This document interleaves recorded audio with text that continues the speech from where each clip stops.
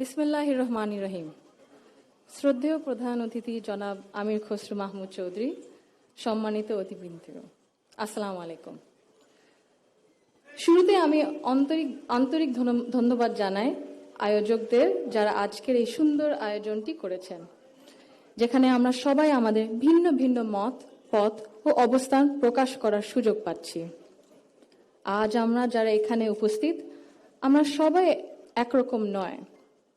আমাদের আদর্শ আলাদা, অভিজ্ঞতা আলাদা, দৃষ্টিভঙ্গিও আলাদা, কিন্তু তারপরেও আমরা একসাথে বসেছি, আলোচনা করছি, কারণ আমরা সবাই দেশের জন্য, দেশের মানুষের জন্য ভাবছি। আর এই ভিন্নতা নিয়ে একসাথে কথা বলছি, একের পর এক শুনছি, এটাই গণতন্ত্রের আসল সৌন্দর্য।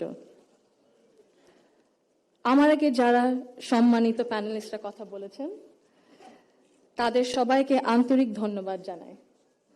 আপনারা অনেক কিছু বলেছেন, হয়তো বা আমিও বলে ফেলবো। সো আমাদের একটা মাইন্ডসেটে আই থিঙ্ক সিমিলারিটি আছে। আমার খুব ভালো লেগেছে শুনে। আমি আজ এখানে দাঁড়িয়েছি ভিন্ন এক অনুভূতি ও আবেগ নিয়ে। বাংলাদেশের পলিসি লেভেলটায় আমার প্রথম বক্তব্য এটা।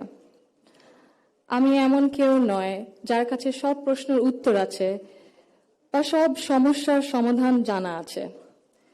তবু আমি বিশ্বাস করি, নিজের ছোট্ট জায়গা থেকেও সমাজের জন্য, দেশের জন্য কিছু করার আন্তরিকতা আমাদের সবার মধ্যে থাকা উচিত।